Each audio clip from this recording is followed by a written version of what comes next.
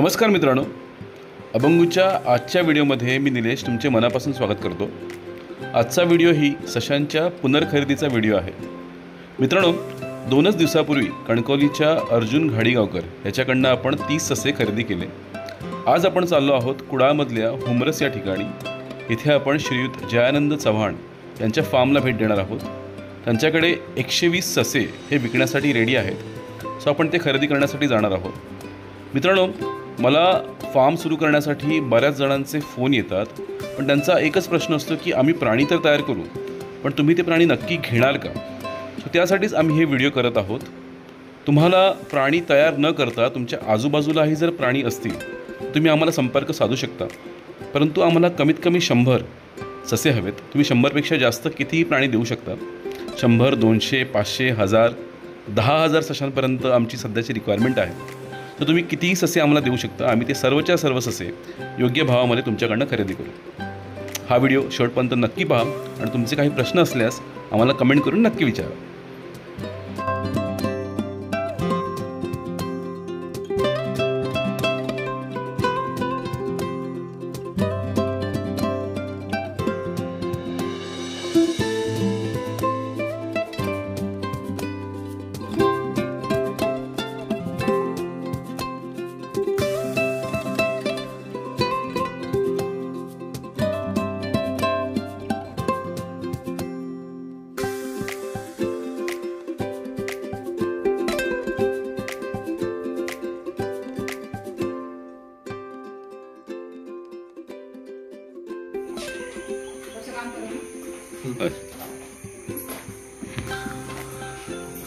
So मित्रांनो, आज आपण आलो आहोत कुडाळमधल्या हुमरस येथे।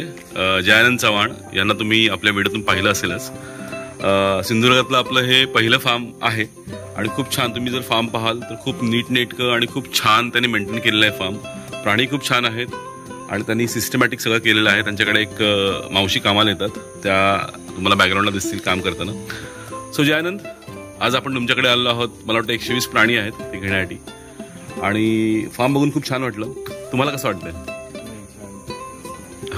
तुमच्याकडनं सहकार्य नेहमी असतं, टेन्शन जास्त येत नाही। येस, आणि कसं आहे की आपल्याला सशांची गरज खूप आहे आणि त्यानुसार मला दिसतं तुमचं फार्म हे ऑलमोस्ट मला वाटतं 9 युनिट्स आहे। 90 प्राणी आहेत, 90 ब्रीडर आहेत आणि त्यांच्याकडे आता हे 120 प्राणी रेडी आहेत, जे त्यांनी आम्हाला काल वेट पाठवलेत, ते आपण घ्यायला आलेलो आहोत। ते प्राणी कलेक्ट करणार। जयानंद, प्राणी कलेक्शन नंतर पेमेंट कसं होतं तुम्हाला?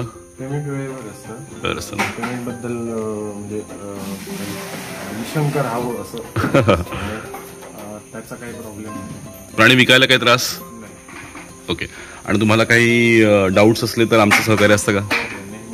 नेहमी असतं, राईट? काय सांगाल तुम्ही जनरेशनला म्हणजे